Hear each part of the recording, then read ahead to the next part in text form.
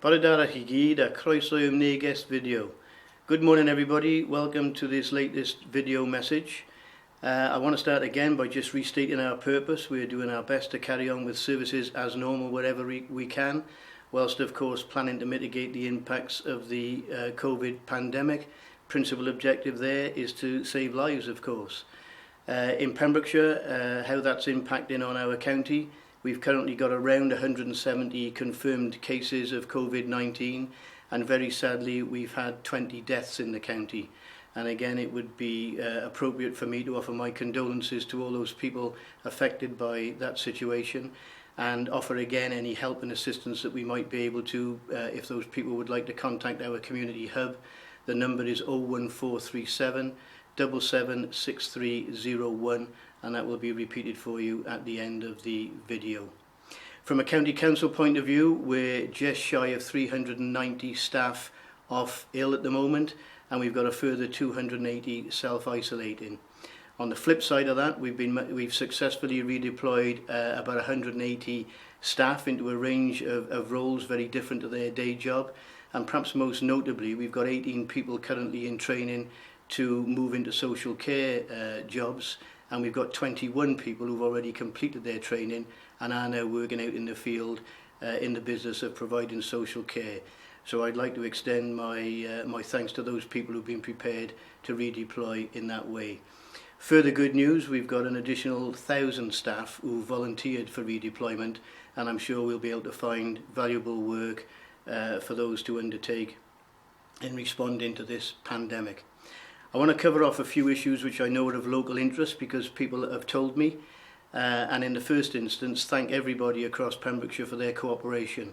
I've said we're trying to provide services as normal. Of course it isn't as normal, and the general public's cooperation and understanding in what we're doing has been fantastic, so thank you all for your ongoing help and understanding in that regard. But just a few issues to touch on.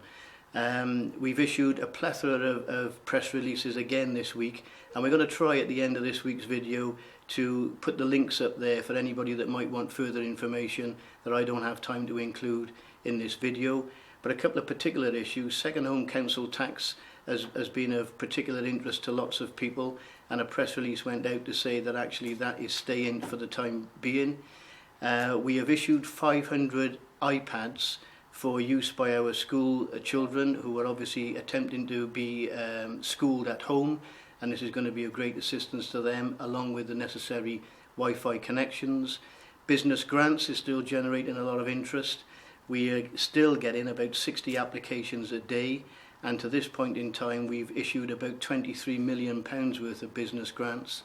I'm aware that some businesses have fallen between the cracks in this issue and it's causing great distress, but we'll put a link at the end of this video again for a support finder facility that has been launched by UK government, so that businesses can exhaust any other opportunities of financial assistance that might be out there. And finally, in terms of these local interest issues, we're expecting an announcement from Welsh Government this week regarding the occupation of second homes. Clearly we've got another bank holiday weekend on the horizon, and we'll follow that guidance when it's received. A few more local issues that I want to cover off. I'm aware this week that there's been a few community tensions rising, quite understandable perhaps in the current environment, but some fairly unpleasant issues, and I'm just putting a plea for calmness out there really. I've said to colleagues here in the office, whatever this time is, it isn't a time to be falling out, and I'd be grateful if we could just adhere to a calm approach to everything that we're doing. On the flip side of that, Dyfed-Powys Police this week have reported that there's a sharp decrease in crime across the county, which is good news for everybody. I want to pay a special tribute to those involved in the county in childcare for key workers. We're currently looking after about 167 people.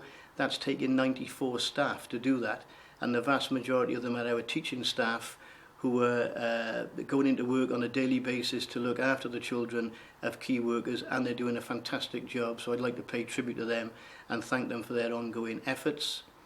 In terms of those people in the county, just shy of 4,000 who have received a shielding letter, as they're known, a whole range of support services, including the provision of food packages to some but not all of those people, is being organised from colleagues here, and again, a debt of gratitude to those people involved in that.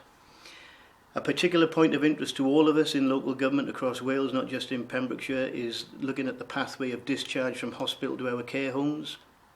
Critically important in keeping our care homes free of COVID-19, and there's ongoing work across the country in that regard. And PPE that you hear about on the media practically every time you turn the TV on. In Pembrokeshire at the moment, we're maintaining our supplies. So whilst this is critical because our supplies are on the basis of just in time, but at the moment we're maintaining our supplies, so everybody that needs access to PPE does appear to be getting it. And finally, in terms of those local issues, I have to pay tribute to all of the staff at Pembrokeshire County Council for their input into the delivery of the field hospital at Bluestone. It's an unbelievable achievement. It was achieved within, and handed over actually to Health within 26 days of the first request for assistance, and that involved only 17 days on site to deliver a 128-bed hospital facility, which is certainly a fantastic facility and fit for purpose for the pandemic needs and perhaps beyond. So thanks again to everybody involved in that. Just finally, I want to suggest that although COVID-19 seems to be all-consuming at the minute, we're looking to the future and we're looking to recovery.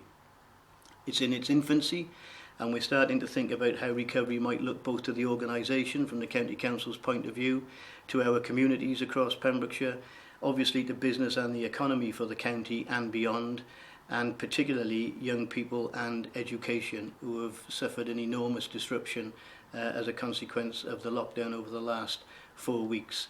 So I'll update you further as that goes on, and part of that recovery process regarding the organisation is to try and address what some people are expressing concern over as a democratic deficit. Our command structure at the moment is such that we're making decisions as quickly as we can because they're urgent, obviously, but we need to get back as soon as we can to the democratic process of decision making through our cycle of committees. Regulations were published this week by Welsh Government which enable us to do that, and our first attempt at a public meeting, or a normal meeting if you like, will be Cabinet in May the 18th. That meeting will be a virtual meeting by remote attendance, and it will be webcast, so keep an eye out for that. In terms of these video messages, I have been grateful for your feedback thus far. I'll be grateful for any more, any angles that you want or any issues that you need more information of. Please let us know, and we'll adapt the video messages to best suit your needs. Diolch am wylio, weler I chi wythnos nesa. Thank you very much for watching. I'll speak to you again next week. Stay safe. Thank you.